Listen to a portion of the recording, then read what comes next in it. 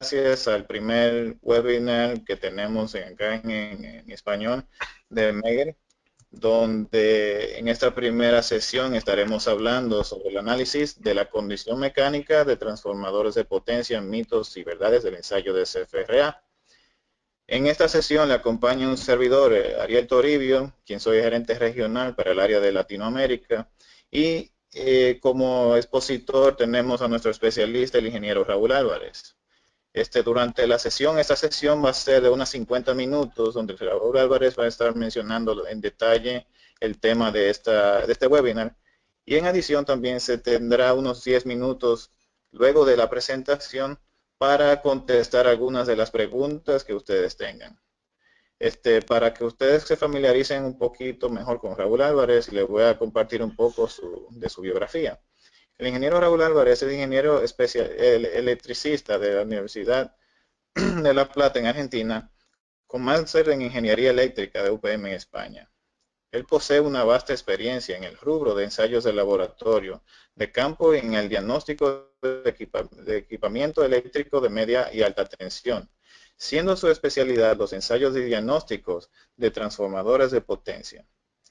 Él también es responsable del sector de ensayos de alta tensión del Instituto de Investigaciones Tecnológicas para Redes y Equipos Eléctricos de la Universidad de La Plata, desarrollando sus actividades de investigación y transferencia en el laboratorio de alta tensión de dicho instituto. Además, se desenvuelve como soporte técnico de equipamiento de ensayos de subestaciones para América Latina del Grupo Megger. Para que tengamos consciente, por favor, damas y caballeros, en la aplicación que ustedes están viendo del webinar hay una sección para chat, que ahí usted puede compartir cualquier comentario, en adición sus preguntas. Para fines de ser efectivos con el tiempo, vamos a tratar de que estas sesiones, esas preguntas se hagan por esta vía y al final se van a leer al azar un par de estas sesiones. Les recuerdo que esta sesión está siendo grabada, de manera que si usted quiere revisar esto y luego quiere compartir esto con sus compañeros, puede hacerlo de cualquier manera, de que ya va a recibir luego de terminado el webinar un link en el cual usted pueda ver la sesión grabada. ¿Ok? Entonces, sin más preámbulos, le voy a entregar la palabra al ingeniero Raúl Álvarez para que comience la sesión. Bienvenidos nuevamente. Bueno, buenos días o buenas tardes a todos. Dependiendo del país donde estén, tenemos a prácticamente gran parte de América Latina en este webinar. Espero que esta clase que vamos a dar, vamos a tratar de cumplir con el tiempo, que estamos un poco justos, les sea de utilidad. De todas maneras, siempre vamos a estar digamos, atentos a cualquier consulta posterior que ustedes necesiten y quieran hacer. Ok. La temática que vamos a tratar hoy es el análisis de la condición de mecánica de transformadores de potencia, mitos y verdades del ensayo de CFRA.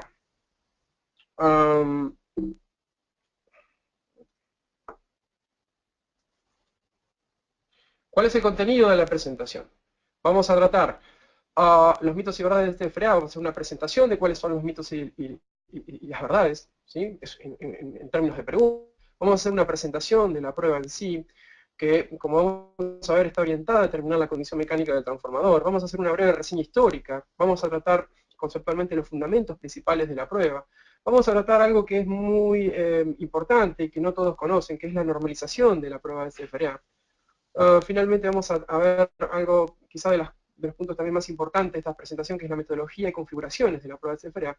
Finalmente vamos a ver, digamos, cuáles son las herramientas, de qué manera podemos analizar los resultados. Y para ir terminando vamos a ver la relación que tiene la prueba de CFRA con otros ensayos. Es un tema muy importante también que no todos conocen. Y para ir terminando vamos a ver algunos ejemplos y finalmente las conclusiones. Ok, ¿qué es esto del SFRA? ¿Mitos o verdades? ¿Cuántas veces hemos escuchado respecto a esta prueba que se dice que una prueba por sí sola no aporta mayor información? Ya que no podemos extraer información concluyente o determinante respecto al estado del transformador, y que para poder hacer esto necesitamos por lo menos 2 pruebas para poder comparar los resultados. También hemos escuchado muchas veces que depende del instrumento, ¿sí? En el mercado hoy tenemos digamos, un abanico muy interesante, muy importante de distintos instrumentales, y muchas veces escuchamos que las pruebas tienen que hacerse siempre con el mismo instrumento, ¿sí? Porque no se pueden comparar cuando son realizadas con diferentes instrumentales. También hemos escuchado muchas veces que depende del operador, ¿sí? El operador puede condicionar los resultados de las pruebas. Y finalmente, aunque esto está un poco respondido ya con el inicio de la presentación, hemos escuchado no hay normativa. Al no haber norma, no podemos analizar los resultados de una forma viable y representativa. Entonces, ¿qué es esto del SFRA? ¿Es un mito o una verdad esta prueba en sí? Vamos rápidamente a la presentación. Nosotros sabemos que los transformadores de potencia son eslabones fundamentales en la cadena de transmisión de los sistemas eléctricos, ¿sí? Es la máquina eléctrica con mayor rendimiento que ha desarrollado el hombre, cercano casi al 100%. Intervienen de una manera efectiva en el transporte de la energía eléctrica y reducen los niveles de la tensión a niveles adecuados para las cargas. Es decir, cuando repasamos toda la cadena del sistema de transmisión, vemos que indefectiblemente los transformadores constituyen un eslabón fundamental en esa cadena. Es esto de la condición mecánica del transformador. La condición mecánica del transformador puede cambiar debido a diferentes esfuerzos durante el transporte, ¿sí? Como vamos a ver más adelante, el transformador se fabrica en lugares, en las factorías, y luego es trasladado a estos lugares de servicio. Durante ese proceso de transporte, el transformador puede sufrir cambios en su condición mecánica. También cuando reubicamos un transformador, ¿sí? Al mover un transformador de un lugar a otro, de un patio a otro de la estación transformadora, el transformador puede cambiar su condición mecánica. Y finalmente, también como vamos a ver más adelante con un poco más de detalle, la condición mecánica del transformador puede cambiar durante las condiciones de operación. Respecto al transporte, como habíamos adelantado recién, una vez construido el transformador y ensayado, los transformadores se deben trasladar hasta el lugar de emplazamiento definitivo. Para que el transporte sea viable, sea factible, normalmente lo que se hace, particularmente en transformadores de alta potencia, de alta tensión, es retirar los radiadores, bombas, accesorios externos, como por ejemplo el sistema de refrigeración y también los sistemas de protección. Se retiran los bushings y el tanque de expansión, ¿sí? Y se vacía parcialmente la cuba del transformador disponiendo una cama de nitrógeno aero seco de forma tal de evitar que la humedad ingrese al sistema de aislamiento. De esta manera lo que se va a hacer o lo que se trata de hacer es aliviar el volumen de transporte y con ello facilitar este proceso. Para el transporte existen diversas vías de traslado, ¿sí? En concreto la vía marítima, ¿sí? Es decir, el transformador se traslada en un barco, en una nave, ¿sí? A través de, a veces, el océano inclusive, ¿sí? Transporte terrestre, ¿sí? A través de carretones o de camiones especialmente diseñados para tal fin, y no muy frecuente, pero también posible, el transporte mediante vías férreas. En cualquier caso, cualquiera de estos procesos o estas metodologías de transporte pueden llegar a ser solicitantes para la condición mecánica del transformador, ya que los problemas durante este proceso de transporte pueden suceder, ¿sí? Incluyendo problemas aún más graves. Ok, entonces la evaluación de la calidad del transporte puede realizarse mediante, ¿sí? Una técnica muy tradicional, que son grabadores de impactos o acelerómetros. En algunos de los casos hasta vienen provistos de un GPS que permite no solamente detectar el cambio de aceleración, sino además el punto exacto donde esos eventuales cambios de aceleraciones y esos impactos mecánicos pueden haber ocurrido. ¿Sí? Eso es un poco la técnica tradicional que se ha empleado no solo en los transformadores, sino en la mayoría de los equipos eléctricos de alta tensión. Pero recientemente el ensayo de SFRA se ha constituido como una de las principales herramientas para de alguna manera diagnosticar la calidad del sistema de transporte. En tal sentido hay una norma, que la vamos a comentar un poquito más adelante, que es la norma IEEE 57150, que es una norma que precisamente trata sobre el transporte en transformadores de potencia, ¿sí? Y establece una serie de guías y recomendaciones, y establece, esto lo adelantamos un poquito, nos adelantamos un poquito el tema, pero establece como que una de las mejores condiciones para evaluar el sistema o la calidad de transporte es precisamente la ejecución de la prueba del CFRA. También durante la reubicación, el transformador puede sufrir un cambio en su condición mecánica, ¿sí? Por condiciones muy similares o prácticamente idénticas a las del transporte. Ahora, ¿qué pasa durante la operación? Durante la operación, los impactos mecánicos, vibraciones, esfuerzos electrodinámicos pueden provocar cambios en el estado mecánico del transformador, ¿no? Cambios en los contactos, uniones y soldaduras, ¿sí? Cambios en los ajustes de las bobinas, ¿sí? En los aprietes, tacos, separadores, deformaciones radiales en las bobinas, también deformaciones axiales de los devanados o bobinas, en las fijaciones del núcleo, ¿sí? Que de alguna manera van a desencadenar o pueden desencadenar defectos de tipo dieléctricos o térmicos, entre los cuales podemos básicamente sintetizar cortocircuitos entre espiras, pérdida del sistema de aislamiento, descargas parciales, ¿sí? Y en lo que respecta a los térmicos, corrientes inducidas, falsos contactos, corrientes de pérdidas por el núcleo, entre otros. Es decir, fíjense cómo todos estos deficiencias, estos defectos en los ajustes mecánicos, en el cambio de la condición mecánica, se pueden desencadenar en defectos dieléctricos y térmicos. Entonces, además de eso, la resistencia mecánica del transformador se debilita con el paso del tiempo, lo cual aminora la capacidad de soportar el estrés mecánico, se incrementa, por ende, el riesgo de fallo, y se incrementan los problemas de aislamiento. Es uno de los principales puntos críticos que debemos considerar en el caso particular de los transformadores de potencia. Si cambian las condiciones mecánicas, si estos cambios en las condiciones mecánicas no los logramos detectar, predecir a tiempo, ¿sí? Estos defectos pueden evolucionar y desencadenar en definitiva en fallas térmicas o eléctricas, como hemos comentado recientemente, con la pérdida del transformador. Una breve reseña histórica de lo que es el SFRA, para aquel que no lo conoce. ¿Sí? El SFRA no es una técnica en realidad nueva. ¿Sí? Si ustedes se fijan, un grupo de especialistas polacos, Lenz y Tamiski, empezaron a estudiar este tema en el año 1966, ¿sí? Con la idea, ¿sí? O con el objeto de detectar deformaciones en los devanados al cabo de las pruebas de cortocircuito de los transformadores. ¿Sí? Los ensayos de cortocircuito son ensayos especiales que no se realizan necesariamente en todos los transformadores, y básicamente lo que establecen las normas es que se debe medir la reactancia de dispersión antes y después del ensayo de cortocircuito y verificar si hay cambios en esa reactancia de dispersión. Bueno, estos especialistas estaban tratando de detectar alguna otra metodología que permita, digamos, detectar de alguna manera más sensible si esos cambios en la reactancia de dispersión del transformador hubiesen ocurrido y por lo tanto cambios en la condición mecánica. En 1978, ¿sí? Otros especialistas desde Canadá, Dick y Erwin, empezaron a estudiar el análisis de respuesta de frecuencia como una técnica de diagnóstico en transformadores. ¿Sí? Y ese mismo año, en 1978, en Ontario Hydro, se realiza la primera prueba de análisis de respuesta de frecuencia de un transformador en servicio. Ya entrado en la década del 80, en Europa se empiezan a conformar algunos estudios de algunos comités de estudio, en particular CIGRE, donde se realizaron innumerables ensayos y pruebas sobre transformadores de diferentes usuarios. Entre 1990 y el 2000 se realizaron innumerables trabajos para desarrollar las directrices, herramientas y además desarrollar modelos que permitan interpretar la respuesta al análisis de respuesta en frecuencia. Y fíjense que ya en el año 2004 aparece la primera normativa para la prueba de análisis de respuesta en frecuencia, ¿sí? Algo que no todos conocen o saben.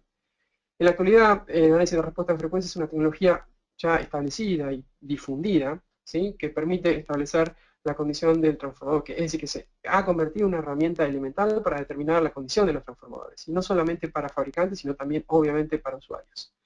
Vamos rápidamente a los fundamentos. Con señales de baja frecuencia, cuando nosotros tenemos una bobina, imaginemos que tenemos una bobina enrollada en un núcleo, ¿sí? Solo se aprecia el efecto resistivo inductivo cuando esa frecuencia es baja, ¿okay? Pero a medida que aumenta la frecuencia y comienzan a magnificarse los efectos capacitivos entre las espiras, ¿sí? Entre los devanados y entre la cuba. ¿Sí? Entonces, esa red, en principio, ¿sí? Que era resistivo-inductiva, se puede transformar en una red muy compleja de características resistivas, capacitivas e inductivas. A punto tal, puede ser tan compleja esa red, que fíjense que para el caso puntual de un transformador monofásico, es decir, con un primario y un secundario, fíjense en lo que se puede transformar este modelo, ¿sí? Elemental digamos, incremental distribuido, ¿sí? Tenemos capacidades entre el devanado de baja y tierra, tenemos capacidad entre las distintas vueltas sucesivas del devanado, tenemos capacidad entre el devanado de alta tensión y de baja tensión, tenemos capacidad entre el devanado de alta tensión y las demás fases, tenemos capacidades entre el devanado de alta tensión y la cuba del transformador, tenemos resistencia de cada sección del conductor, y fíjense que también, obviamente, tenemos una inductancia de cada sección del conductor. Es decir, esta red es extremadamente compleja como para, por ejemplo, si quisiéramos, resolverla mediante una técnica tradicional de resolución de circuitos. En ese sentido, si yo quiero evaluar, si necesitara evaluar el comportamiento de ese modelo circuital, de ese circuito, voy a aplicar, o puedo aplicar, una teoría circuital que se conoce como la teoría de cuadripolos.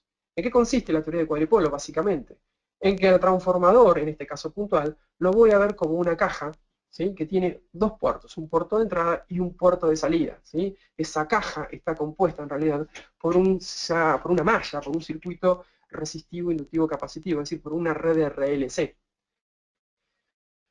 El cuadripolo entonces está conformado fundamentalmente por elementos pasivos, es decir, tenemos resistencias, inductancias y capacitancias, es decir, no tenemos ninguna fuente, ninguna generación interna dentro de ese circuito, ¿sí? Todos los elementos son exclusivos y netamente pasivos. Además, otra de las características importantes para poder aplicar esta teoría que debemos considerar es que el circuito debe ser pasivo y bilateral. ¿Qué significa eso? Que yo puedo considerar el puerto de entrada como puerto de salida y viceversa. ¿Okay? Y el circuito, en definitiva, va a comportarse de la misma manera. En esas condiciones decimos que el circuito es pasivo bilateral.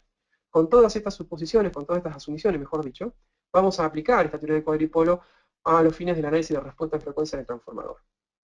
¿Cómo hacemos la evaluación? ¿Sí? Básicamente la podemos hacer con dos técnicas. ¿Sí? Inyectando una tensión, una excitación en el puerto de entrada y midiendo qué es lo que obtenemos en el puerto de salida. ¿Sí? Como decía, esa excitación puede ser de características impulsivas o de características de barrido de frecuencia, es decir, senoidales. ¿Okay? En el primer caso se conoce como IFRA, Impulsive Frequency Response Analysis, y en el caso senoidal se conoce como SFRA, ¿sí? Sweep Frequency Response Analysis. Básicamente, en el caso del IFRA, se aplica un pulso, ¿sí? Se obtiene una respuesta en el dominio del tiempo, ¿sí? Y a esa respuesta se le aplica la transformada rápida de Fourier para pasar del dominio del tiempo al dominio de la frecuencia. ¿Okay? Básicamente esta es la técnica particular. Los impulsos son del tipo, tienen una tensión del orden de los 10 voltios, ¿sí? Es una prueba que de alguna manera no representa mayor riesgo ni para digamos, el operario ni para el transformador, ¿sí? Luego se hace la relación entre estas dos señales, como decía, y se pasa la respuesta al dominio del tiempo al dominio de la frecuencia.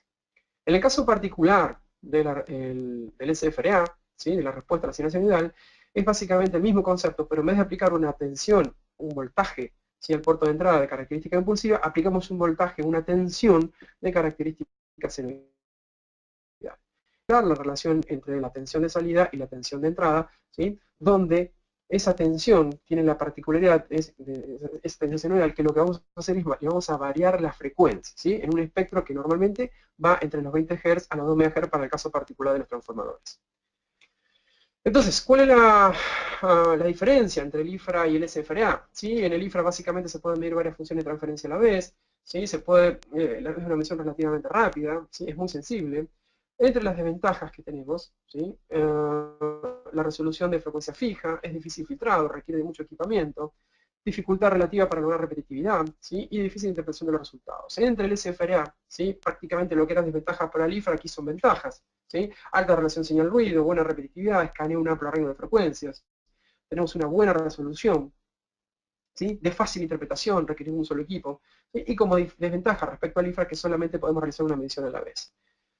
Entonces, ¿qué aplicamos? IFRA o SFRA. En realidad estas pruebas de respuesta en frecuencia se empezaron a estudiar con la técnica del IFRA, ¿sí? Años más tarde, ¿sí? Se comprobó o se determinó que la prueba de SFRA en definitiva es la prueba que tiene mayor potencia para determinar la condición mecánica del transformador, ¿sí?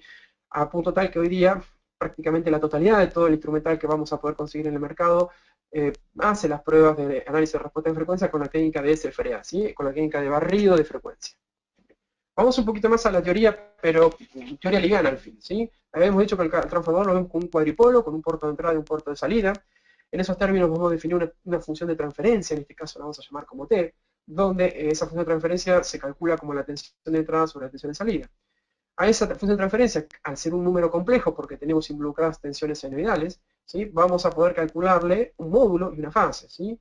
Al módulo de esa función de transferencia le vamos a aplicar un cambio de escala, una escala logarítmica para poder obtener mayor resolución en el eje Y, perdón, ¿sí? Vamos a aplicar un cambio de escala logarítmico, como decía, en base 10, y simplemente al módulo de la función de transferencia le vamos a sacar el logaritmo disciplinar y a multiplicarlo por 20. Insisto, estos son los términos de aumentar la resolución, permitir una mayor resolución en el eje Y, ¿sí? Cuando hagamos una representación gráfica. Por su parte, la fase de la función de transferencia no va a ser ni más ni menos que la relación entre las fases de la tensión de entrada y tensión de salida, ¿sí? Donde eso se va a calcular en términos del arco tangente. ¿Okay? Vamos a ver un poquito este tema de la frecuencia, del módulo de la frecuencia de resonancia. Fíjense que nosotros dijimos que tenemos un circuito RLC, ¿sí? Vamos a considerar nuestro transformador como un circuito RLC donde tenemos una tensión de entrada. Fíjense que esa tensión de entrada lo puedo definir en términos de impedancia, ¿sí? Que va a ser obviamente la impedancia de salida, por ejemplo en el caso de la tensión de salida, por la corriente de salida. Es decir, que la impedancia tiene una parte resistiva y una parte compleja, es decir, una parte resistiva y una parte inductiva y capacitiva. ¿Ok? En esos términos, nosotros conocemos por la teoría de circuitos básica y elemental que tenemos definido, ¿sí?, en corriente alterna, una frecuencia particular que se conoce como frecuencia de resonancia, ¿sí?, que es cuando en definitiva la parte reactiva, la parte inductiva, perdón, se compensa con la parte capacitiva, y en esos términos hablamos de que tenemos una frecuencia de resonancia. ¿Ok? Cuando la reactancia, es decir, cuando la inductancia multiplicada por la frecuencia es mayor que la inversa, ¿sí?, de la frecuencia por la capacitancia, decimos que el circuito tiene un comportamiento inductivo, ¿sí? Y viceversa, cuando la reactancia capacitiva en definitiva es mayor que la reactancia inductiva, decimos que el circuito, ¿sí?, que la respuesta de nuestro transformador en ese rango de frecuencia, ¿sí?, tiene, o en esa frecuencia en particular, tiene un comportamiento capacitivo. En esos términos, fíjense que lo que vamos a graficar es la magnitud de la función de transferencia en función de la frecuencia. Y con lo que definimos antes, podemos identificar fácilmente un comportamiento inductivo, ¿sí?, donde esto se manifiesta como pendientes negativas de esa curva. ¿Okay? Cuando tenemos una pendiente positiva de nuestra curva, vamos a decir, o podemos afirmar, de que el circuito va a tener un comportamiento capacitivo, y obviamente cada vez que tenemos un valle, ¿sí?, o un punto de inflexión en la curva, ¿sí?, vamos a hablar de frecuencias de resonancia. Y en esos términos hablamos que el comportamiento inductivo es igual al comportamiento, es decir, que la reactancia inductiva es igual a la reactancia capacitiva. Fijémonos qué pasa con la fase. Evidentemente, cuando la fase es positiva, el circuito es inductivo, y cuando la fase es negativa, el circuito es capacitivo. ¿Y qué pasa cuando la fase es cero? Estamos hablando precisamente de frecuencias de resonancia, es decir, el circuito tiene un comportamiento resistivo puro. Esto es típicamente lo que tenemos cuando hacemos un barrido de frecuencia en un transformador, ¿sí? Tenemos la función de transferencia en magnitud y en fase. ¿Okay? Y si se fijan, efectivamente, cuando tenemos puntos en cada punto donde la curva, si de la fase pasa por cero, vamos a tener efectivamente una frecuencia de resonancia. En función de eso puedo determinar un comportamiento inductivo del transformador, ¿sí?, y un comportamiento capacitivo. ¿Okay? Esto es muy importante porque cuando cambia la condición mecánica del transformador, estas frecuencias de resonancia se pueden mover o desplazar, y por ende el circuito puede llegar a pasar de tener un comportamiento capacitivo o inductivo o viceversa. Entonces es muy importante entenderlo desde el punto de vista conceptual, qué es lo que le está pasando al transformador. Ok, Sí, Ariel. bueno, sí, gracias a todos nuevamente por la participación. Ahora mismo vamos a hacer una pregunta rápidamente, es una pregunta sencilla, sí o no, en la cual queremos saber su retroalimentación para que así podemos tener mejor control de cómo está su conocimiento al respecto. La pregunta es, ¿ha realizado o presenciado alguna prueba de SFRA en su área de trabajo? Sí, por favor, los que están viendo, compartan sus preguntas haciendo un clic si su respuesta es sí, o un clic en si su respuesta es no, por favor.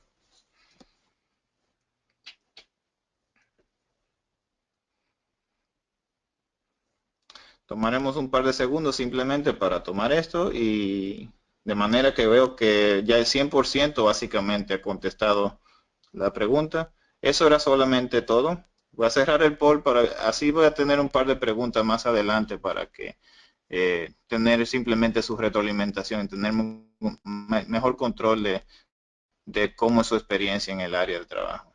Ok, gracias. Te doy la Ok, sesión. continuamos. Además es un poco el objetivo mantenerlos despiertos y que nadie se esté durmiendo por ahí. Ok, sigamos entonces. Vamos a hablar un poquito rápidamente sobre la normalización de la prueba, ¿sí? Algo que, como les he adelantado antes, no todos conocen, ¿sí? La primera norma que salió a nivel internacional es la norma del ET 911, que es una norma de la República Popular China. Esta norma fue publicada en el año 2004. Además de establecer criterios normalizados para la ejecución propiamente dicha de la prueba, establece algo muy interesante que lo vamos a desarrollar en unas presentaciones más adelante, que es un algoritmo que nos permite a nosotros identificar la interpretación de los resultados. Ahora, si bien no lo comentamos aquí, yo supongo que todos, o muchos de ustedes, o la gran mayoría, habrán visto algunas curvas de SFRA o habrán escuchado sobre esta prueba, ¿sí? Y a diferencia de otros ensayos, lo que obtenemos aquí son curvas, ¿sí? No obtenemos números, como la tangente delta, un factor de potencia o la relación de transformación. Aquí el resultado del ensayo son curvas. Y el problema, o mejor dicho, la particularidad que tiene esta prueba en sí, es determinar o analizar curvas, ¿sí?, como resultados. ¿Ok? Entonces, la interpretación a veces se puede hacer muy subjetiva, ¿sí? Para uno puede ser parecido, para otro distinto. Entonces, En este sentido, la norma DLT 911, la norma de la República Popular China, establece un algoritmo que se conoce como análisis de correlación, sobre el cual vamos a hablar un poco más adelante. Luego apareció cronológicamente la IEC 60076 parte 18, que esta norma es de la Comisión Electrotécnica Internacional, pertenece a la serie 60076, que están referidas o abocadas específicamente a transformadores de potencia, ¿sí? Y en tal sentido la parte 18 habla sobre la prueba de análisis de respuesta a frecuencia. En realidad esta norma está orientada fundamentalmente a estandarizar la prueba, ¿sí? Por lo que no se establecen criterios de aceptación. ¿Okay? Aquí simplemente se hacen recomendaciones a los fines de la ejecución de la prueba. Algunos meses más tarde apareció la norma IEEE 57149, que esta pertenece, ¿sí?, a su homónima, en el caso particular de IEEE, de la serie C57. Esta norma fue publicada en marzo de 2013, fíjense, una norma bastante nueva.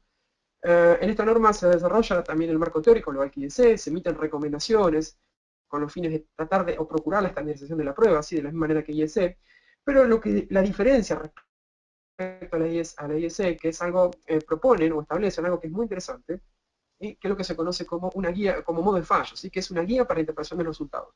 Y esto también lo vamos a comentar en una diapositiva un poco más adelante.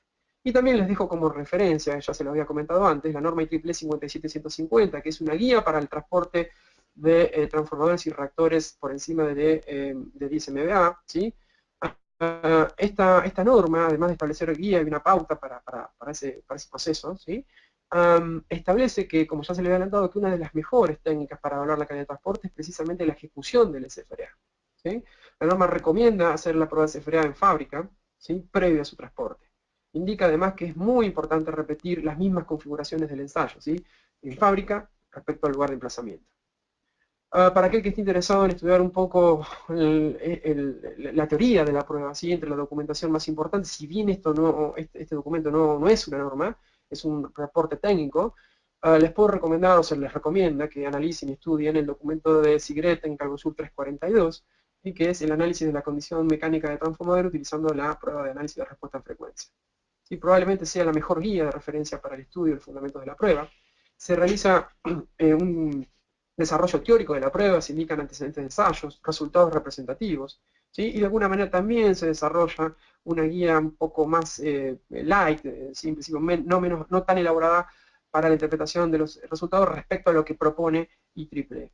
En este sentido, les comento que actualmente se está por conformar un nuevo comité de estudio o se está conformando un comité de estudio de SIGRET para avanzar un poco más en este tema de la interpretación y precisamente poder elaborar algoritmos de interpretación que fueron también establecidos o realizados por IEEE, perdón. Aquí les presentamos en esta diapositiva una especie de resumen entre los distintos criterios, ¿sí?, que establecen o piden, ¿sí?, cada una de estas normas. Agregamos al final el TENCALOSUR 342. Y ahí básicamente van a ver, o les mostramos las diferencias que se establecen en cada norma respecto al rango dinámico, a la precisión, ¿sí?, a la conexión de tierra del cable de señal, es algo muy específico que quizás en otro webinar vamos a hablar más detalladamente sobre este tema.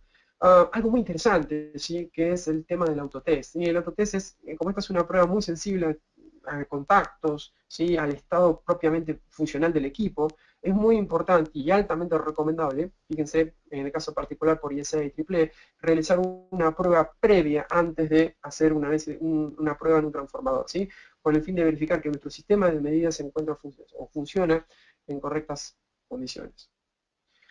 Vamos ahora sí a entrarnos a la metodología del SFRA un poco más de lleno. El objetivo de esta prueba entonces es determinar la condición mecánica del transformador. Entonces cualquier deformación en la geometría del sistema va a cambiar indefectiblemente la característica RLC de nuestro transformador, lo cual a su vez va a cambiar la impedancia y por lo tanto esto se va a manifestar como un cambio en la referencia de distintas frecuencias. Entre los efectos que podemos detectar, fallas en los devanados debido a deformaciones que pueden ser axiales, radiales, de abultamiento, ¿sí?, desplazamiento, cortocircuito de espiras, ¿sí?, fallas en el núcleo debido a movimientos opuestos a tierras adicionales, fallas o cambios mecánicos en la estructura de fijación y conexiones del transformador. Esta quizás sea una de las biblias del mantenimiento de transformadores de potencia actuales, ¿sí?, que vamos a encontrar en la bibliografía, en la literatura internacional, que es el TENCALOSUR 445 de SIGRET, que es de alguna manera la guía para el mantenimiento de transformadores de potencia. Esta guía, este TENCALOSUR, clasifica los distintos ensayos para el diagnóstico que podemos hacer en los transformadores y en función de las características, ¿sí?, que cada ensayo mida, ¿sí?, o se relacione con las características de cada caso particular, él establece este documento, esta matriz que propone este documento, los tipos de problemas que podemos detectar. Fíjense que ahí vamos a encontrar entre las distintas técnicas que se clasifican en ensayos básicos y ensayos avanzados, vamos a encontrar, ¿sí?, fundamentalmente la prueba que es del B3 en este caso particular, que es el análisis de respuesta en frecuencia. Si nos fijamos, realizando la prueba de análisis de respuesta en frecuencia, que está considerada como una técnica de ensayo avanzada, podemos llegar a detectar problemas de aislamiento entre espiras, podemos llegar a detectar problemas de geometría de los devanados, problemas de aislamiento del circuito magnético y problemas de integridad del circuito magnético. En otras palabras, fíjense que lo interesante que tiene la prueba de CFRA, ¿sí?, es que me permite, ¿sí?, detectar la mayoría de los tipos clásicos, ¿sí?, y más representativos de problemas que podemos tener en transformadores de potencia. Los invito a que más adelante, con más tiempo, ustedes analicen esta matriz y van a ver que indefectiblemente el SFRA es uno de los ensayos que más información me puede llegar a brindar para un correcto diagnóstico del transformador de potencia. Normalmente para las tensiones de excitación que se aplican a ese puerto de entrada de ese cuadripolo es entre 2.8, 5, 10 voltios, ¿sí? Esto de alguna manera no está normalizado, ¿sí? Son recomendaciones que las normas establecen, ¿sí? Se está atendiendo, ¿sí?, a que la tensión recomendada sea del orden de 10 voltios, ¿sí? El espectro de frecuencia, es decir, la variación de frecuencia a la cual vamos a hacer el análisis, está entre el orden de los 10 a 20 Hz a 2 MHz, ¿okay? Para la configuración del ensayo es muy importante los conexionados, respetar la integridad de los conductores. Cualquier problema de conexión que tengamos nosotros o cualquier defecto que tengamos en nuestro sistema de medida, eso se va a enmascarar, ¿sí?, en comportamientos de frecuencia que son ajenos al comportamiento de frecuencia que tiene el transformador. Por lo tanto, es muy importante y de vital importancia, como les dije antes, primero asegurarnos que nuestro sistema de medida funciona en forma correcta y segundo, ¿sí?, cuidar ese sistema de medida, ¿sí?, de solicitaciones mecánicas que puedan alterar la respuesta del transformador. Ok, algo también muy interesante que es importante tener en cuenta es cómo voy a hacer la conexión a tierra del sistema de las conexiones, de los clamps, sobre los cuales vamos a conectarnos al transformador. No nos olvidemos que estamos hablando de cables coaxiales, esos cables coaxiales tienen una pantalla externa de tierra, esa pantalla de tierra yo la debo poner a tierra para evitar que ingrese ruido a mi sistema de medida. Y esa conexión yo la puedo hacer de una manera recomendada, de una manera no recomendada.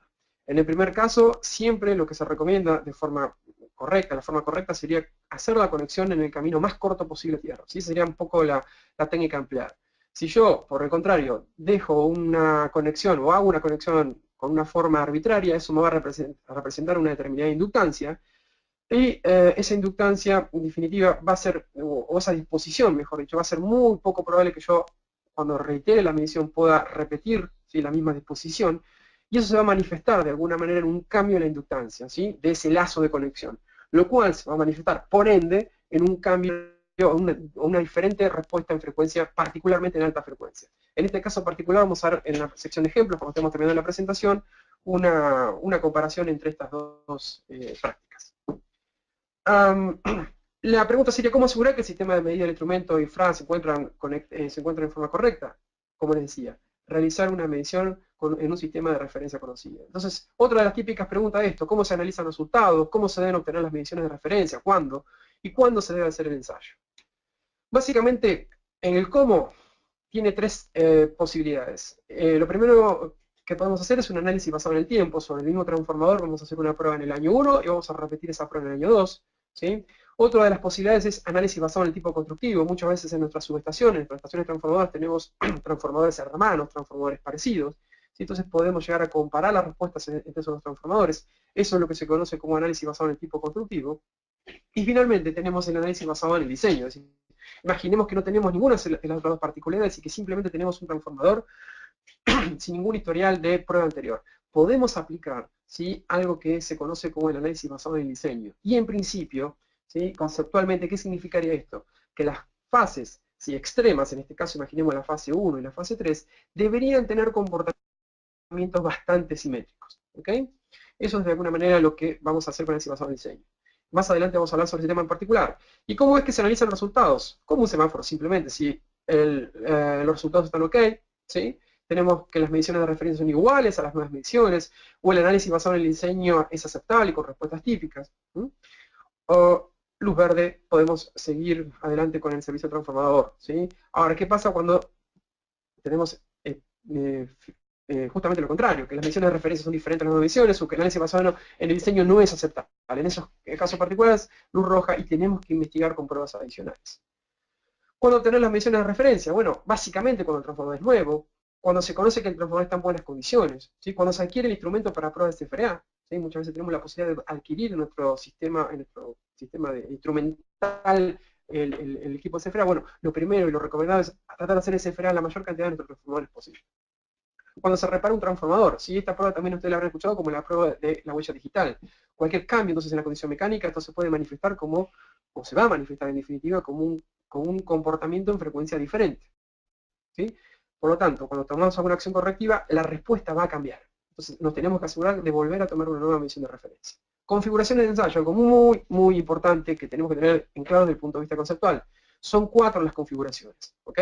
La primera es admitancia de circuito abierto, admitancia de cortocircuito, la tercera interdevanado capacitivo y finalmente interdevanado inductivo.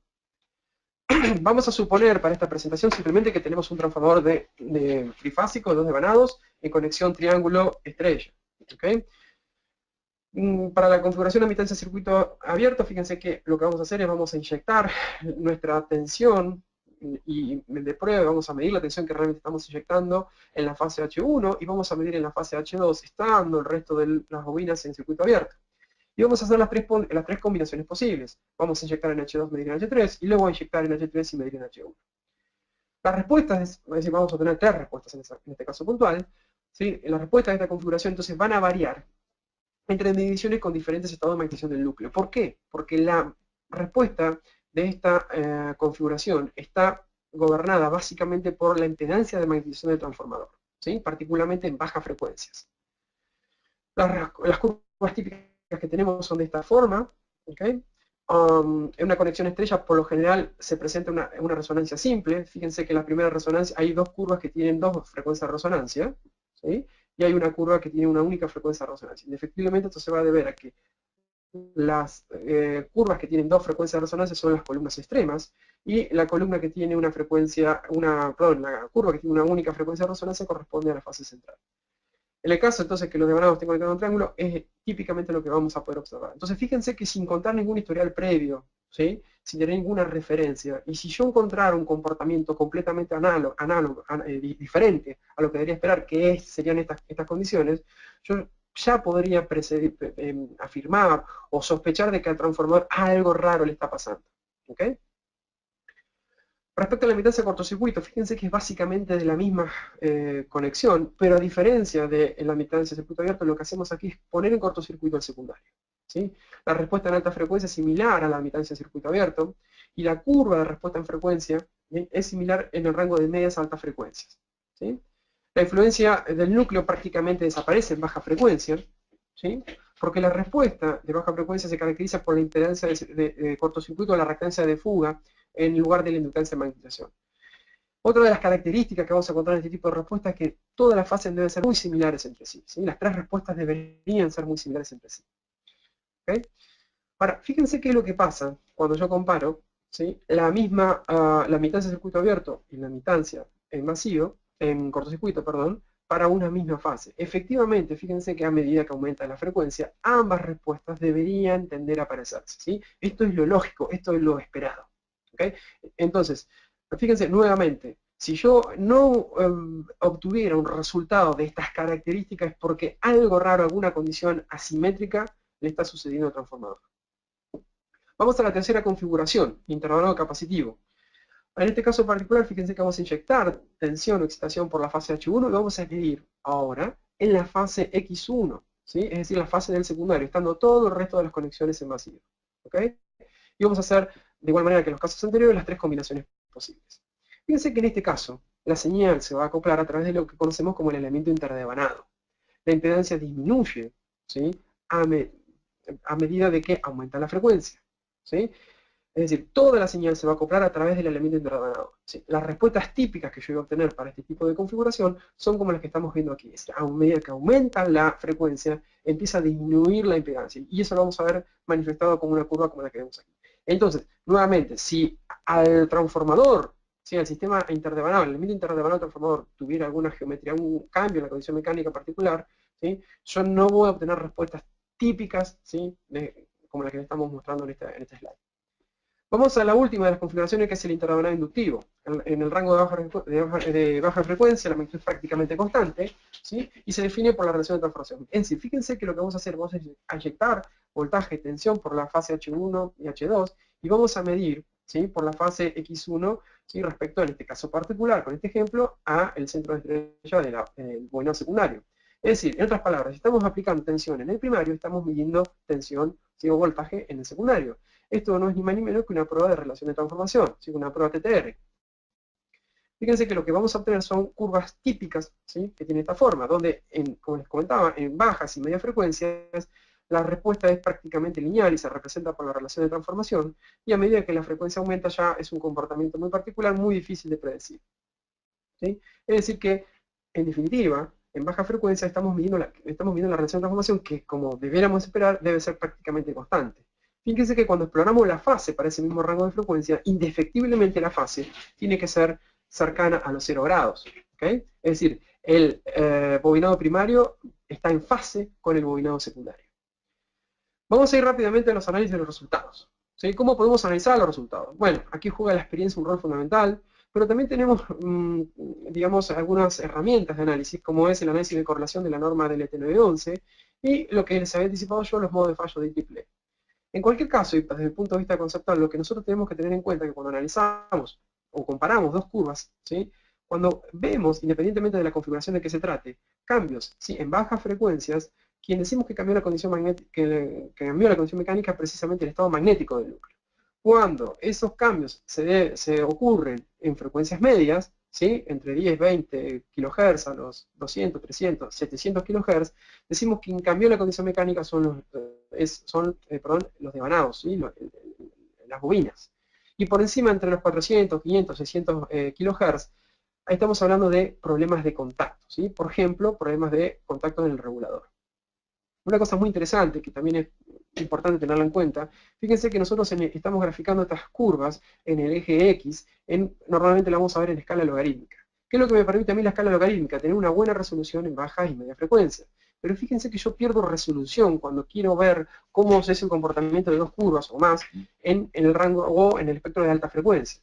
En esos casos, lo que se recomienda cuando yo quiero analizar qué es lo que está pasando en alta frecuencia es utilizar una escala lineal.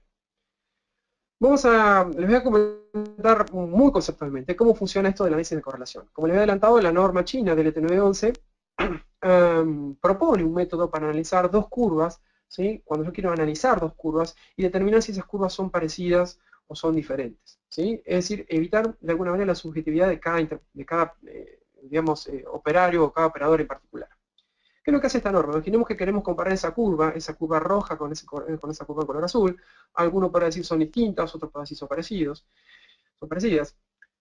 Lo que se hace aquí, se aplica un análisis estadístico. En primer lugar, este análisis se realiza en un espectro de frecuencia que va entre 1 kHz a 1 MHz. ¿sí? No analizo qué pasa por debajo de kHz y no analizo nada que pasa por encima de 1 MHz.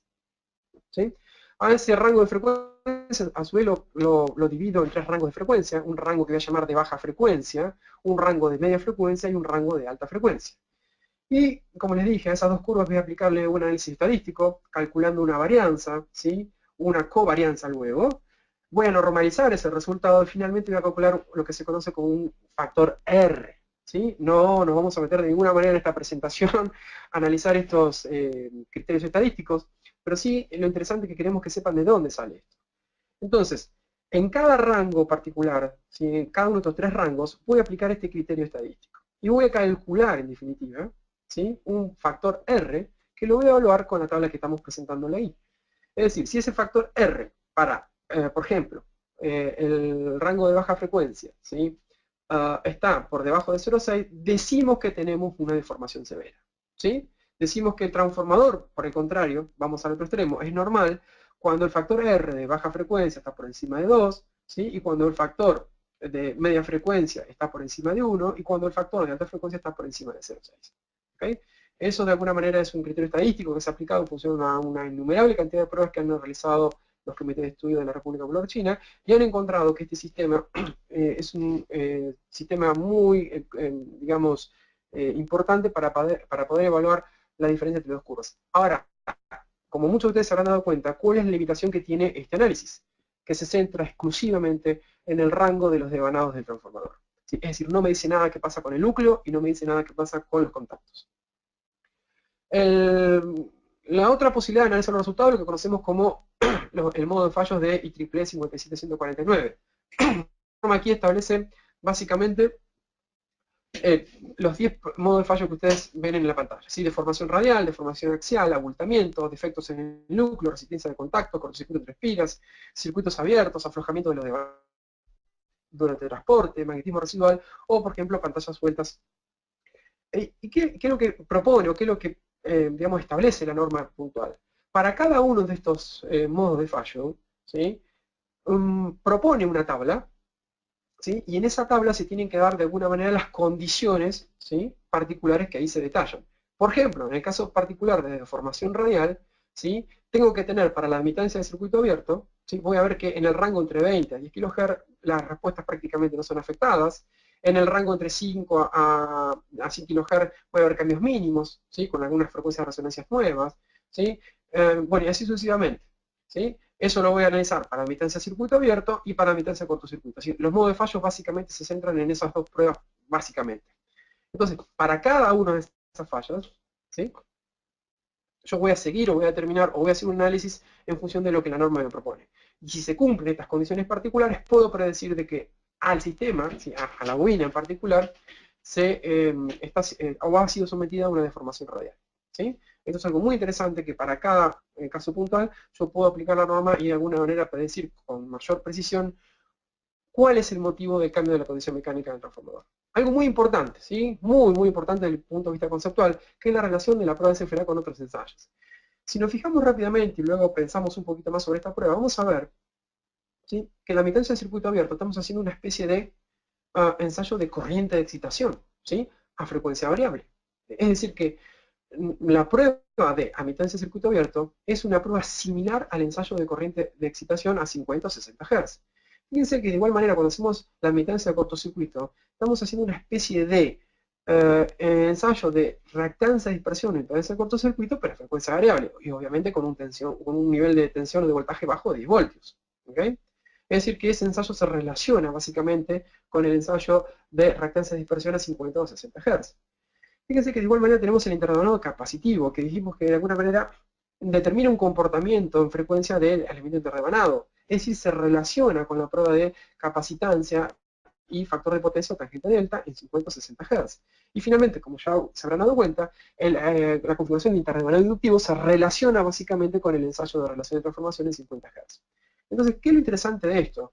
Es que cuando nosotros hacemos la prueba de CFRA como una de las primeras pruebas de diagnóstico, en función de los resultados que vayamos obteniendo, nosotros fácilmente podemos llegar a hacer o a establecer una trazabilidad entre los demás ensayos. Es decir, imaginemos que nosotros tenemos un problema o encontramos una diferencia en las respuestas, ¿sí? O una respuesta típica en el elemento interdevanado. La primera o la siguiente prueba que voy a hacer, indefectiblemente va a ser un ensayo de factor de potencia, por ejemplo, y no un ensayo de relación de transformación. ¿Okay? Entonces, esa es una de las cosas, uno de los conceptos importantes que tiene el SFRA, que a diferencia de otros ensayos, eso no ocurre. ¿Sí? Es decir, es la prueba de diagnóstico que más se interrelaciona con otras pruebas de diagnóstico. Vamos a ver, para ir terminando, algunos ejemplos. ¿Sí? Fíjense, aquí tienen un transformador en buen estado. Aquí estamos hablando de, fíjense, una única medición.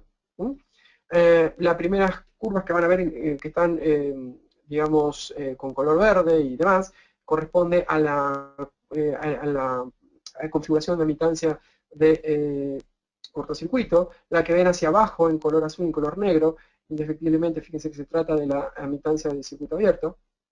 ¿Sí? Y fíjense cómo efectivamente a medida que aumenta la frecuencia de las dos configuraciones tienden a aparecerse.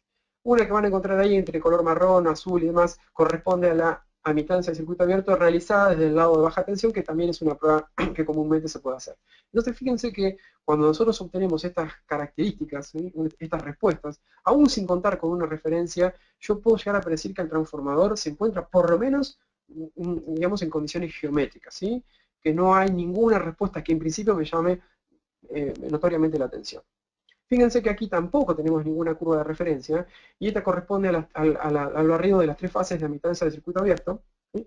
Y fíjense cómo ahí, indefectiblemente tenemos severas asimetrías, ¿sí? Estamos hablando de un transformador con grandes problemas. Fíjense que no tenemos ni simetrías ni en bajas, ni en medias, ni en altas frecuencias. ¿Okay? Entonces, de nuevo, aún sin contar, sin disponer de una curva de referencia, yo ya puedo predecir que este transformador algo raro le está pasando. Fíjense que el efecto del conmutador, que nosotros ponemos o sacamos espiras, ¿sí? Es decir, a medida que operamos el regulador, ¿sí? Indefectiblemente lo que vamos a estar haciendo es sacando fragmentos RLC a nuestro sistema. Por lo tanto, esto se va a manifestar como un cambio en las diferentes curvas. ¿Okay? Entonces, es muy importante tener en cuenta, ¿sí? La posición del regulador a la cual hacemos la prueba. Lo ideal sería, obviamente, hacer esta prueba para todas las posiciones del regulador. A veces cuando estamos en un transformador de 20, 30 posiciones regulador, esto es prácticamente ideal de realizar.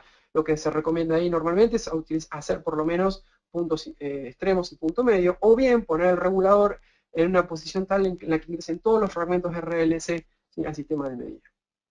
Fíjense que aquí la tensión, ¿sí? El voltaje de prueba, es independiente de los resultados. ¿Sí?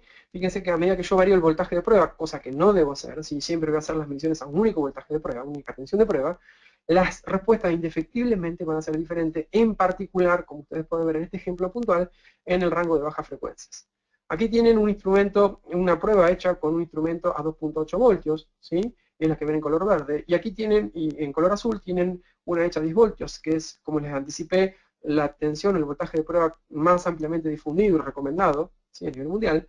Fíjense cómo estas curvas son indefectiblemente distintas en baja frecuencia. Entonces, de aquí surge un poco ese mito de que las pruebas tienen que hacerse con el mismo instrumento, si no, no son trazables. Es cierto, es verdad, siempre y cuando los instrumentos estén trabajando con un voltaje de prueba distintos. Ahora, fíjense qué pasa si yo ese instrumento B de 10 voltios, le puedo setear un voltaje de prueba de 2.8 voltios. Indefectiblemente, fíjense que las curvas son similares o prácticamente idénticas.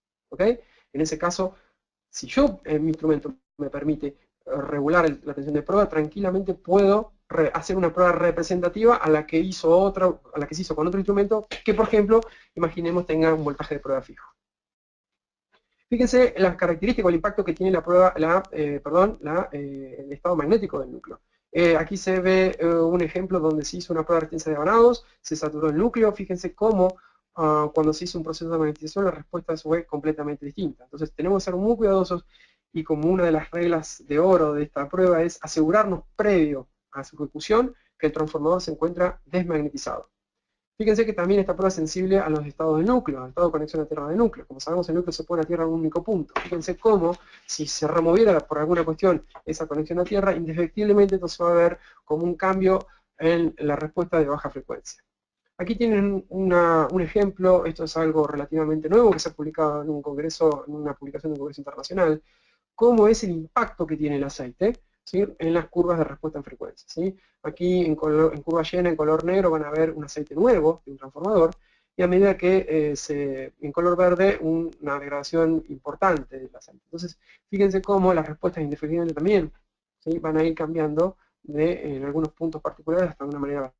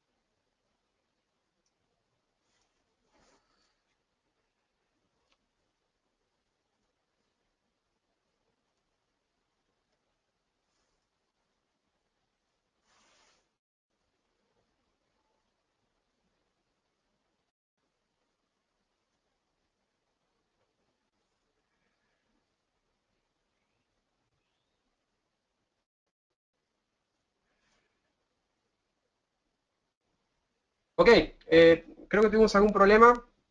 Vamos a retomar en el ejemplo 9. Creo que me Sí, ya escuchan. estoy nuevamente, Raúl. ¿Por Pero qué sí, el se cortó puede que sea problemas de ancho del internet, la velocidad que temporalmente se haya ido. No sé si puedes tratar de tener solamente una sola aplicación Es una sola, es una sola. Ok, vamos a retomar por el ejemplo 9. Creo que por ahí vamos a estar bien. Sí, Perfecto. adelante, Entonces, Raúl. como les decía, no sé si llegaron a escuchar, pero fíjense cómo el efecto del aceite, ¿sí? Puede llegar a tener una incidencia sobre la respuesta, ¿sí? A medida que el transformador, ¿sí? A medida que el transformador va envejeciendo su sistema aislante, en particular el aceite, eso yo lo voy a poder ver como un cambio en las respuestas, en particular, fíjense, en frecuencias de frecuencias medias a altas frecuencias. ¿Okay? Este es un ejemplo de una publicación que se hizo en un congreso reciente en Europa. Ok, vamos al siguiente ejemplo, el efecto del aceite. Fíjense que aquí tenemos un transformador, ¿sí? Con poco, prácticamente nulo volumen de aceite y con aceite. Fíjense que efectivamente también esas respuestas van a ser diferentes aún en el rango de media alta frecuencia. Es algo muy parecido al comportamiento anterior que tuvimos. Como les estaba comentando también, la curva, fíjense qué pasa cuando hacemos una conexión inapropiada de la pantalla de tierra de los cables coaxiales. Esto se puede manifestar como un cambio en la inductancia de la conexión, particularmente lo voy a terminar viendo en el rango de alta frecuencia. ¿Sí? Fíjense ahí directamente como en medias y bajas y medias frecuencias las curvas prácticamente igual, pero en altas frecuencias son notoriamente distintas. Vamos para ir terminando, fíjense el efecto que tiene la temperatura, ¿sí? Admitancia de circuito abierto, admitancia de cortocircuito, ¿sí? E interdevanado inductivo, prácticamente son conexiones o configuraciones de prueba independientes de la temperatura, pero como nos podríamos imaginar en la configuración del interdevanado capacitivo, es de alguna manera una configuración de prueba que puede tener cierta dependencia con la temperatura. ¿Por qué? Porque está de alguna manera relacionado el aislamiento interdevanado. ¿Sí? Nosotros sabemos que el aislamiento depende de la temperatura. Entonces, fíjense, tenemos que tener esta precaución de que cuando hacemos esta prueba, registrar al menos, ¿sí? Las temperaturas a las cuales hicimos la prueba. Fíjense que en este ejemplo puntual que les pusimos ahí, a medida que aumenta la temperatura, esto lo voy a ver, ¿sí? Como un cambio, una disminución, si quieren, el módulo de la función de transferencia a medida que aumenta la temperatura, particularmente en el rango de bajas frecuencias. Fíjense el efecto que tiene el efecto de cortocircuito, es una prueba real de laboratorio que se hizo sobre un transformador de distribución, en este caso puntual.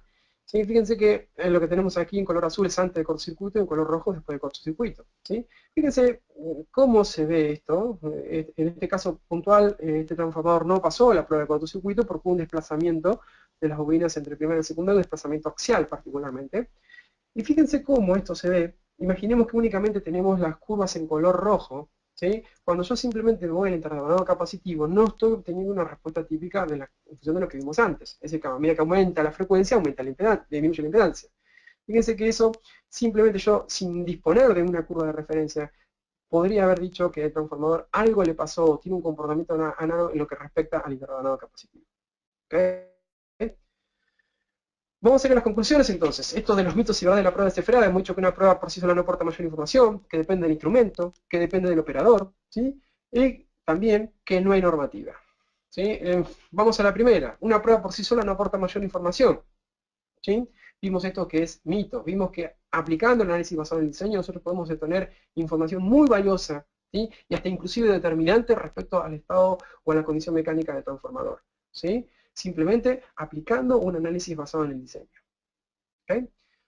Vimos también, como otro de los mitos, que depende del instrumento. ¿Sí? Tenemos muchos instrumentos en el mercado y se requieren que se hagan siempre las misiones con el mismo instrumento. Esto es un mito, indefectiblemente. ¿Por qué? Porque tenemos normas que recomiendan pautas y ajustes de cada instrumental en particular para que los ensayos de alguna manera sean estandarizados.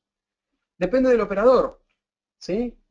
Mito. ¿Por qué? Porque de igual manera que como tenemos recomendaciones respecto al instrumental, también tenemos recomendaciones normadas y estandarizadas para proceder a la ejecución de los ensayos en sí, para que de alguna manera estos ensayos, ¿sí? En definitiva, tiendan a ser trazables, independientemente de equipo y operador.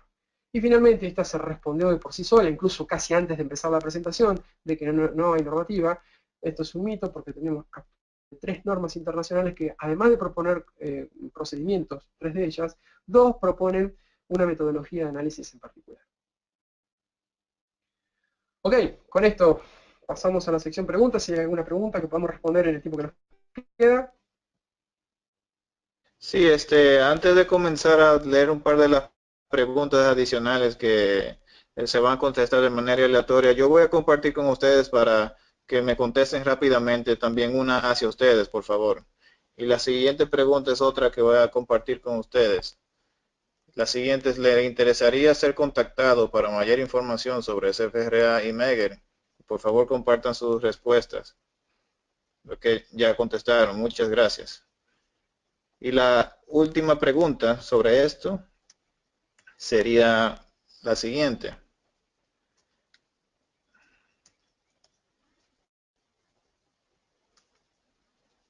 ¿Cuenta con alguna herramienta de SFRA en la actualidad?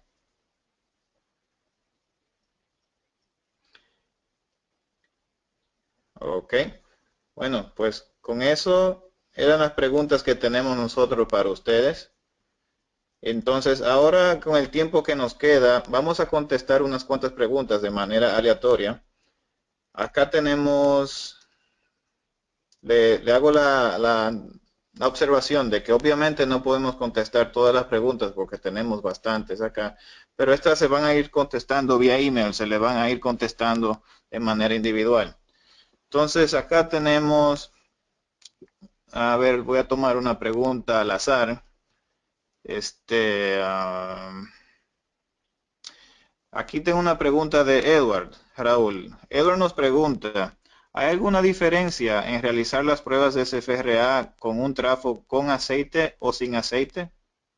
Sí, bueno, esa fue de alguna manera una de las, quizá Edward hizo la pregunta antes del ejemplo que mostramos. Indefectiblemente sí, vimos que de alguna manera lo que cambia son las capacitancias, ¿sí?, distribuidas que tenemos entre cada bobina respecto a la cuba, y esa capacitancia va a depender del material que tengamos entre cada espira y la cuba, por ejemplo, y si tenemos aceite, indefectiblemente la capacitancia va a ser una, y si tenemos, no tenemos aceite, la capacitancia va a ser otra. Entonces, las respuestas van a ser distintas. Entonces sí es de alguna manera importante tener en cuenta esa cuestión.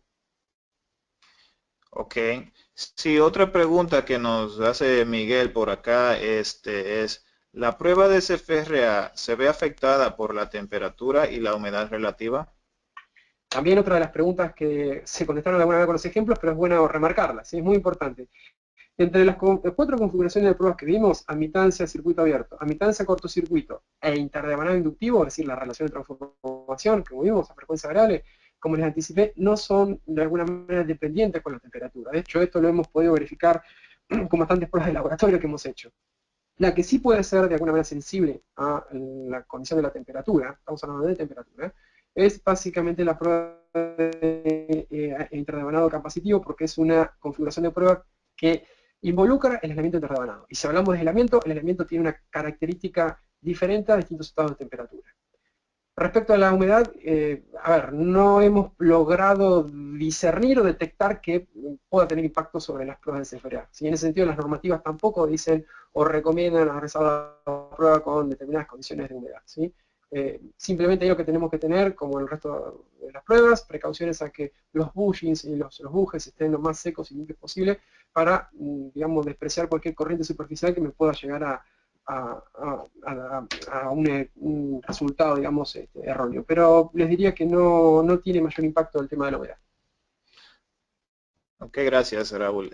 Aquí Ernesto nos hace otra pregunta también de este lado que te la leo despacio. En un transformador que se dispone de la prueba de fábrica, en fábrica, ¿verdad? ¿Cómo realizar un análisis si luego de estar en funcionamiento no se tiene acceso a los terminales de alta tensión porque los pasatapas están sumergidos en aceites y conectados directamente a un cable de alta tensión? Bueno, y lamentablemente no se va a poder hacer la prueba de SFRA en ese caso. Si no tenemos acceso, ¿sí?, a los bornes del transformador, lamentablemente no vamos a poder aplicar la tensión de señal, la señal de excitación, digamos, ni medir la tensión que se, digamos, inyectaría o que se induciría en este cuadripolo de salida del que hemos hablado desde el punto de vista del modelo. En esos casos no tenemos manera de poder realizar no solo la prueba de seguridad, sino prácticamente ninguna prueba, ¿sí? En ese Ok. sentido no hay mayores posibilidades.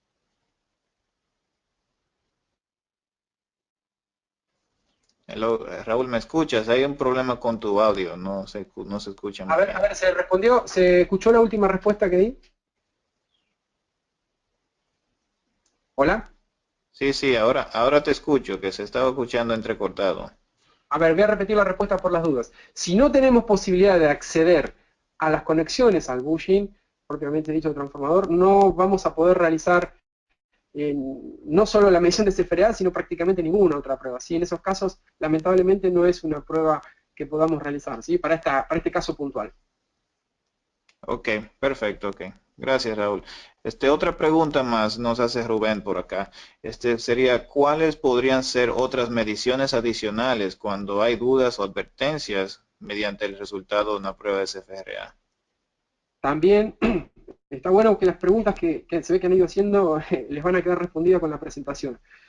Porque esto es un poco también lo que tratamos de resumir en esa presentación, ¿sí? Donde relacionamos las pruebas, las 4 configuraciones de SFRA con pruebas equivalentes en 50 Hz. Lo interesante que tiene el SFRA es que nosotros realizando todas las configuraciones de prueba, si encontramos diferencia en una configuración particular, nosotros tenemos una prueba equivalente a 50 o 60 Hz, que sería precisamente la prueba que estaría recomendada. Por ejemplo, imaginemos que tenemos diferencias o respuestas anómalas en la configuración de admitancia de circuito abierto. Como vimos, esa prueba es una prueba que se relaciona con la corriente, con el ensayo de excitación, es decir, con la corriente de vacío del transformador. Y lo que vamos a hacer, ¿sí? Si tenemos esa condición o esa particularidad, es realizar una prueba de corriente de excitación para confirmar lo que el SFRA nos está diciendo, ¿sí? Y así sucesivamente para cada una de las otras configuraciones en particular. Ok, sí. Julio nos hace dos preguntas que las voy a repetir, las voy a hacer porque son bastante interesantes, creo, considero a mi criterio. Una es, ¿cada qué tiempo o cuándo se recomienda hacer la prueba de SFRA? Bueno, vamos entonces a responder la primera. Eh, a ver, en esto hay como todos diferentes criterios, ¿sí? No hay una norma que diga, usted tiene que hacer la prueba de CFRA cada cierto tiempo, cada determinada frecuencia. Eso como tal no está. Lo que sí siempre se recomienda, es recomendado desde el punto de vista de la buena práctica, es hacer la prueba de CFRA por lo menos una vez, ¿sí? Por lo menos una vez. Nosotros sería muy importante que de cada transformador en condiciones operativas tengamos una prueba de referencia, ¿sí? ¿Para qué? Para que si en determinadas condiciones operativas, ¿sí? Sucede algo, una falla pasante, un cortocircuito, lo que quiera que esto sea, poder realizar la prueba de CFRA para determinar si el transformador sufrió un cambio en su condición mecánica, ¿sí? Ok, También es muy importante, y en nuestro país, en Argentina, tengo muchos compatriotas aquí que saben de lo que habla, e incluso sé que en el resto de América Latina pasa algo muy parecido. La disponibilidad de los transformadores de potencia es muy corta a los fines de las pruebas, ¿sí? Es decir, aquí el centro de despacho nos dicen, ok, te permito que uses el transformador para pruebas, pero te doy horas. Entonces nosotros en esas horas tenemos que tratar de hacer la mayor cantidad de pruebas posibles, ¿sí? correcto. Entonces, Ajá. el SFRA es muy importante para optimizar los tiempos. ¿Por qué? Porque si lo realizo como una de las primeras pruebas, ¿sí? Y yo el análisis lo voy a poder haciendo prácticamente en tiempo real, eso me puede llegar a mí permitir optimizar la prueba siguiente a la que yo tendría que hacer, ¿sí? El ejemplo que di, si tenemos diferencias o alguna respuesta anómala en admitancia de circuito abierto, voy a hacer una corriente de excitación, no voy a hacer un factor de potencia, por ejemplo, ¿okay? Entonces, eso en definitiva nos puede servir para, además, optimizar los tiempos de prueba cuando los tiempos de disponibilidad de la máquina son muy cortos. Correcto, sí. Sí, y la otra pregunta era, Raúl, era, ¿cómo comparamos con la prueba de fábrica o del comisionado si nosotros tenemos un equipo diferente al de fábrica? ¿Sería recomendable que el que compra haga sus propias pruebas entonces? No, eso es uno de los mitos del SFRA precisamente, ¿sí? Si la prueba la hago con las prácticas recomendadas, ¿sí? Con los ajustes recomendados de los equipos, la prueba de SFRA no depende del instrumento, ¿sí? Lo que sí es muy importante, y en ese caso puntual, ¿sí? Tener en cuenta dos cosas. La primera, el voltaje de prueba, ¿sí? Algunos equipos en el mercado trabajan con voltaje de prueba de 2.8, la mayoría hoy día trabajan con voltaje de 10 voltios. Algunos equipos, ¿sí?, permiten hacer el ajuste del voltaje variable, ¿ok? Obviamente que sería la condición óptima, la condición ideal, tener un equipo que podamos disponer, ¿sí?, de que nos permita variar el voltaje de prueba para poder hacer pruebas más trazables. Eso es lo primero que tenemos en cuenta. Lo segundo, y esto va más en términos de recomendación, es que además, cuando nosotros pedimos dentro de los ensayos de recepción de nuestro transformador, el ensayo de CFRA, no nos quedemos únicamente con el reporte en papel, porque ese reporte en papel, después yo no voy a poder comparar o no voy a poder superponer esas curvas con las que tengamos durante el comisionado del transformador, ¿ok? Si estamos estamos hablando de instrumentos distintos. Entonces, la recomendación que les hacemos es que siempre, además de pedir el ensayo, que obviamente que es muy recomendado, además pedir el soporte digital, ¿sí?, el archivo digital de las pruebas de análisis de respuesta en frecuencia para que yo los pueda procesar con mi instrumental en el comisionado o en el mantenimiento. Ok, ok. Creo que por asuntos de tiempo vamos a hacer si contestamos 3 preguntas más. Para así ya respetar el tiempo de cada quien. Héctor, acá tengo una pregunta, Raúl, de Héctor. Le saluda de Guatemala. Dice acá, tengo una pregunta respecto a la prueba de admitancia de circuito abierto. Cuando la gráfica en las bajas frecuencias se tienen variaciones, ¿qué pasa? Bueno, ahí lo que vimos, en función de cada configuración en particular, cuando hablamos de admitancia de circuito abierto y encontramos diferencias en bajas frecuencias, indefectiblemente ahí hay un cambio en la condición magnética del núcleo, ¿sí? Algo raro está pasando en el núcleo. Quien cambió la condición mecánica es el núcleo. Como vimos, el núcleo puede cambiar su condición mecánica por ejemplo, ¿sí?, puntos a tierras adicionales del núcleo, ¿sí?, o simplemente que el núcleo se removió la conexión a tierra.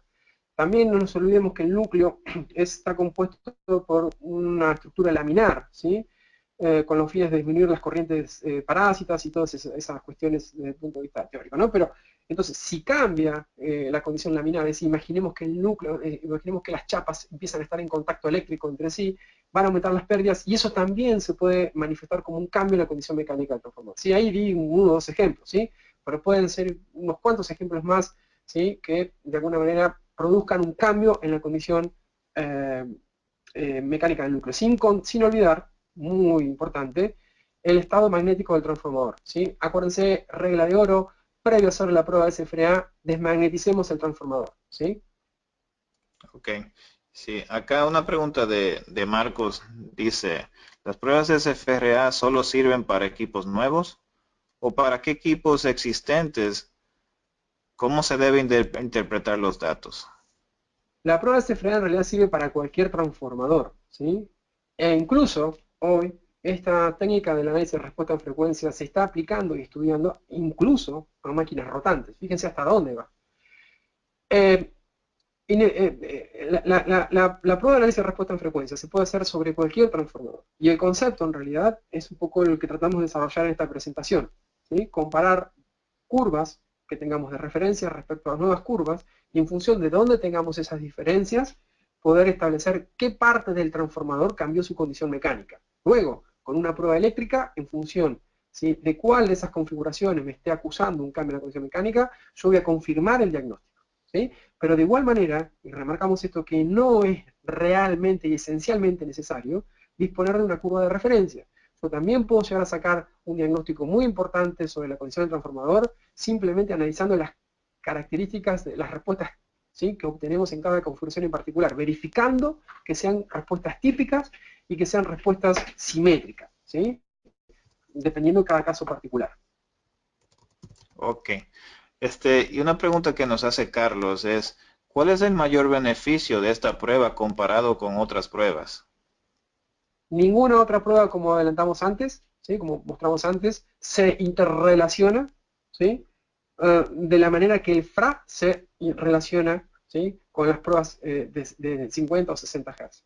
Es una prueba integral, ¿sí?, que me permite a mí muy sensiblemente decir qué parte del transformador, ¿sí?, está cambiando su condición mecánica. Es algo que quizá no remarcamos de entrada, pero fíjense que o no en estos términos, que con esta prueba nosotros no estamos midiendo nada eléctrico en realidad, ¿sí? Lo que estamos haciendo es determinando la condición mecánica del transformador, ¿sí? Ese es el objetivo de la prueba, determinar la condición mecánica del transformador. Cualquier cambio en la condición mecánica del transformador se va a ver manifestado como un cambio en la respuesta, ¿sí? Esos cambios en la respuesta pueden ser diferencias entre las respuestas de referencia o simplemente, ¿sí?, la obtención de respuestas atípicas, ¿sí?, respuestas no esperadas que nos pueden decir a nosotros que al transformador algo raro le está sucediendo. Ok, ok. Este, a ver, tomemos la última pregunta porque realmente te comento, hay muchas preguntas bastante interesantes que ojalá y tengamos el tiempo de contestarlo, pero la realidad es que no es posible, ¿verdad? Am, tomaremos una última pregunta, a ver cuál tomo. A que tomemos una que hace Fabricio y con eso hacemos la última pregunta. Ok, Si no vamos con la de puedo, Fabricio. sí, si no puedo desmagnetizar el transformador, ¿qué opciones o consideraciones debería tomar para realizar la prueba de SFRA? Si no se puede desmagnetizar, muy probablemente que la configuración de admitancia de circuito abierto me represente, ¿sí?, alguna una diferencia en las respuestas. Esto es, no hay cuestión. Imaginemos si el caso de un transformador monofásico, ¿sí? Si yo tengo la suerte de abrir el interruptor en el momento que la tensión, es decir, vamos a decirlo en términos de flujo, que el flujo, ¿sí?, estaba pasando por cero, es decir, que el núcleo se encontraba magnetizado, no voy a tener problemas. Ahora, la posibilidad de que yo haga eso es muy poco probable, ¿sí? Imaginemos en el caso particular de un transformador trifásico, es prácticamente imposible hacerlo, ¿sí? Menor o mayor, pero siempre va a haber un magnetismo residual, ¿sí?, que esto puede ser puede ser fácilmente determinado por la prueba de CFRA. A veces, hoy día, a ver, no lo hablamos, pero una de los efectos de la magnetización del núcleo es realizar la prueba de resistencia de vanados. Cuando nosotros hacemos resistencia de vanados necesitamos magnetizar el núcleo. Los equipos modernos de hoy día tienen una función de desmagnetización, ¿sí?, para poder asegurarnos de que el transformador no va a estar magnetizado para otra prueba o bien para la energización. A veces, si no dispusiéramos de un equipo de esas características o simplemente no tenemos un equipo, digamos, que nos permita hacer esa función, una de las cosas que puedo hacer, si los niveles de voltaje son adecuados, son bajos, no son demasiado altos, es poder energizar el transformador e ir bajando el voltaje en forma gradual, siempre y cuando lo pueda hacer. En esos términos, yo puedo llegar a desmagnetizar el núcleo de una manera bastante eficiente, ¿sí? Esa sería otra técnica posible. Pero insisto y remarco, es fundamental asegurarnos la correcta desmagnetización del transformador para obtener resultados adecuados. Ok. Bueno, creo que es más prudente entonces, ojalá y pudiéramos continuar con esto, pero ya lamentablemente se nos ha agotado el tiempo. Ok, Ariel, Señor, ajá. Ariel, yo te cierro aquí, así vos tenés la palabra final. Bueno, espero que estos minutos que estuvimos aquí conectados con todos los hermanos de aquí de Latinoamérica haya sido productivo. Estamos abiertos para las preguntas y la consulta porque es algo enriquecedor que a todos nos sirve, uno no deja de aprender. Así que, bueno, espero que estos minutos, esta hora y algo que hemos estado aquí conectados sea de utilidad. Y bueno, y ojalá nos podamos volver a encontrar en este canal pronto.